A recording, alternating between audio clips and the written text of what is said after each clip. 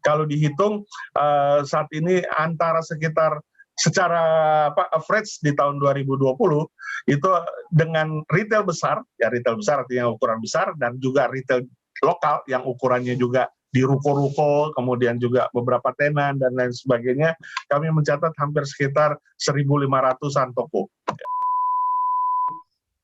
Kita bisa cerita sedikit Pak mengenai Aprindo bisa survive di tengah pandemi COVID-19 tahun lalu.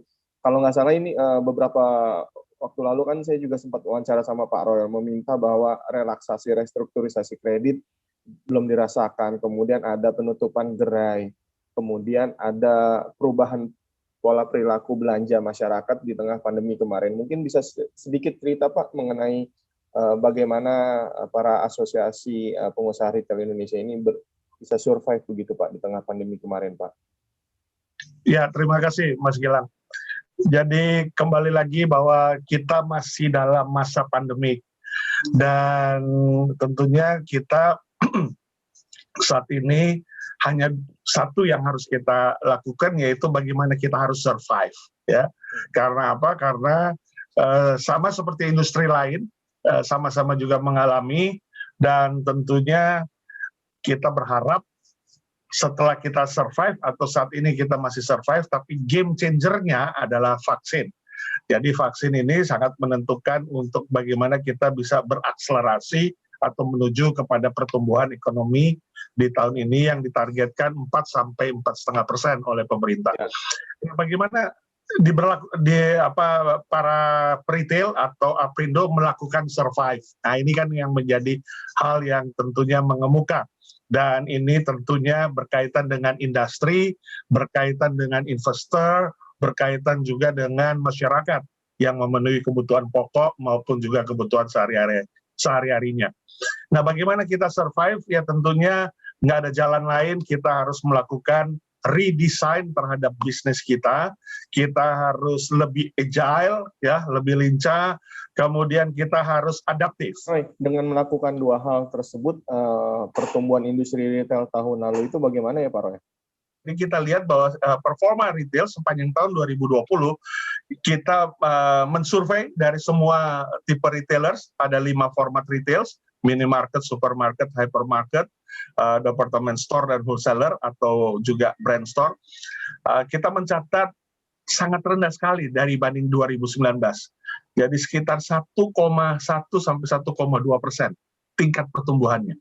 Di mana tahun 2019 tingkat pertumbuhan retail kita masih di angka 7,8 sampai dengan 7,9%. Nah, artinya tergerus hampir 85% dari masa sebelum pandemi. Oke, Roy, mungkin bisa dijelaskan secara detail Pak mengenai tadi kan pertumbuhannya overall 1-2% Pak tahun 2020. Apakah dengan pertumbuhan 1-2% ya Pak? 1,2%.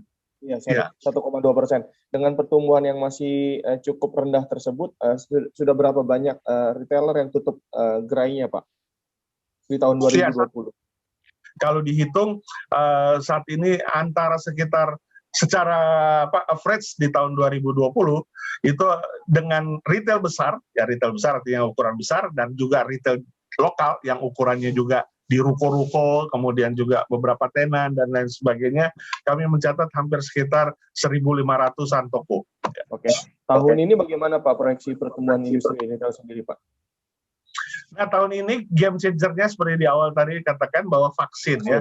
Ketika vaksin sukses, maka kita akan melihat bagaimana belum recovery, tetapi kita starting untuk ada perbaikan, ya, repairing situation. Nah, kita lihat bahwa tahun ini sesuai dengan semangat pemerintah juga yang sudah menggelontorkan dana PEN yang meningkat, ya, 699,4 triliun, ya, di tahun 2021 anggarannya meningkat dari 600 triliun yang sebelumnya di tahun 2020. Ini berarti kan menandakan adanya peningkatan tidak hanya subsidi untuk pelaku usaha ataupun juga untuk insentif dan lain sebagainya, perpajakan, tapi juga untuk bantuan-bantuan tunai. Nah, diharapkan dengan adanya konsistensi bantuan tunai, maka untuk yang menengah ke atas supaya mereka konsumsi satu saja kuncinya, yaitu mereka mendapatkan keyakinan bahwa pandemiknya sudah tertanggulangi dengan baik, vaksin sudah tersalur, dan juga ada assurance healthy supaya mereka berbelanja dengan optimis. Tapi kalau yang menengah ke bawah yang memang lapisannya hampir sekitar 60%, ini tentunya sangat tergantung dengan kondisi daya beli. Daya beli berarti harus ada subsidi atau ada bantuan tunai.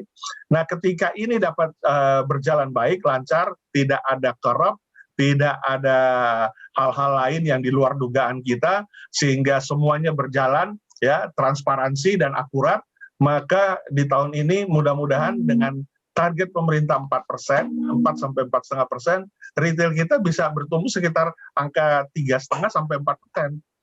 Jadi kondisinya belum 50% daripada sebelum pandemi, ya karena apa? Karena memang kita baru start, kita melihatnya dengan waktu yang sekarang ini setelah semester kedua. Ya, karena semester pertama ini kita lihat bahwa memang sampai bulan Maret ini vaksin kita juga masih terus diproses untuk meningkat ya, belum sampai 50 juta vaksin yang masuk ke Indonesia, sementara rakyat kita tahu jumlahnya sangat signifikan, 71 juta, belum sampai 50, baru 30 juta lebih ya yang kemarin baru masuk. Jadi kondisinya memang sangat berharap ini cepat masuk sehingga herd community itu dapat tercapai dan masyarakat kembali dapat beraktivitas atau melakukan gerakan ekonomi. PPKM Mikro kami menyambut baik. Artinya justru PPKM Mikro ini yang paling cocok sebenarnya buat Indonesia, bukan lockdown, baik lockdown full maupun lockdown parsial. Karena kalau lockdown full atau parsial, berapa banyak biaya yang harus dikeluarkan oleh negara untuk masyarakatnya, untuk pelaku usahanya. Karena kita sangat luas ya, pulau-pulau ya. Kalau Italia atau Jerman cuman luasannya se-Jawa Barat, ya bisa saja lockdown. Tetapi kalau Indonesia nggak cocok. PPKM Mikro ini yang paling cocok supaya orang sebelum keluar rumah sudah di karantina dulu kalau memang dia COVID. Sehingga yang keluar rumah ini itu adalah yang tidak COVID, yang bukan OTG. RT RW Lurah sangat berperan supaya sektor daripada gerakan masyarakat dari awal ketika dia bangun sebelum dia beraktivitas udah dicegah dulu. Jangan justru keluar malah agak repot karena OTG dan lain sebagainya. Demikian, Pak. Oke, Pak, dengan pertumbuhan 3-4% nilai transaksi retail tahun ini proyeksinya berapa besar, Pak?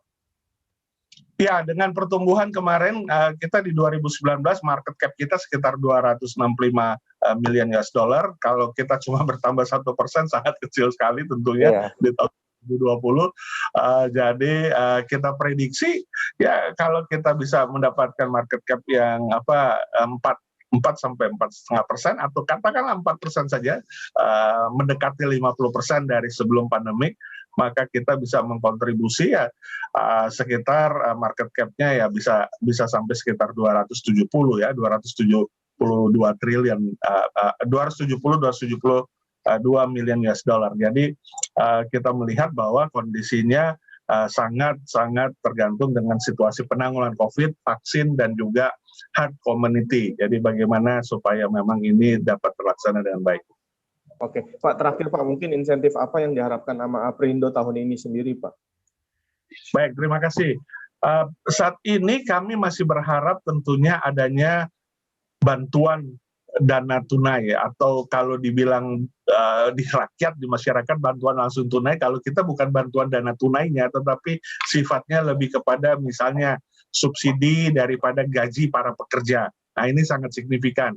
Karena apa? Karena gaji pekerja ini kita kalau di retail ini tentunya menjaga konsistensi sehingga mereka harus tetap bekerja sementara pendapatan atau revenue sangat rendah, sehingga ini sangat berharap kalau memang bisa terjadi. Kemudian yang kedua, baik itu untuk karyawannya tadi, yang kedua adalah untuk korporasinya. Korporasi kredit untuk retail saat ini sangat minim sekali. Ini yang kami heran juga, karena kondisinya pada saat kita justru yang harus tetap buka, harus tetap beroperasi. Kedua setelah rumah sakit atau klinik dan lain sebagainya, puskesmas, dari 11 sektor yang harus tetap beroperasi selama masa pandemi, tetapi justru kita masih minim sekali mendapatkan korporasi kredit, alokasi korporasi kredit untuk para pelaku usaha retail modern. Padahal kita harus tetap beroperasi. Ini yang khawatirnya adalah peningkatan dari yang jumlah kolaps atau tutup itu akan dapat terjadi kalau memang ini belum bisa dilakukan. Dan yang ketiga adalah relaksasi terhadap operasional. Ya, kami juga untuk biaya listrik, beban listrik yang belum ada subsidinya untuk retail modern itu dapat diberikan karena kita masih komersial B3.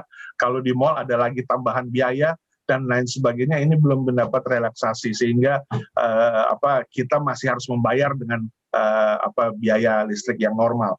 Nah, 3 hal ini yang kami harapkan tentunya menjadi perhatian dari pemerintah sebagai sektor padat karya, sektor di hilir yang harus tetap buka untuk melayani kebutuhan pokok sehari-hari masyarakat dan mengkontribusi kepada konsumsi bagi pertumbuhan ekonomi kita.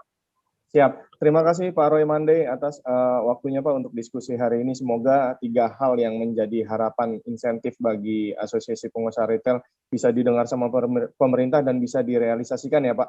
Dan semoga pertumbuhan retailnya 3-4% dengan nilai 207 miliar, billion atau million Pak? Million, US dollar. Miliar US dollar ya Pak? Oke. Ya. Semoga bisa direalisasikan tahun ini. Thank you Pak Roy Mande. Ya, terima kasih Mas. Salam sehat. Salam sehat Pak Roy. Thank you. Terima kasih.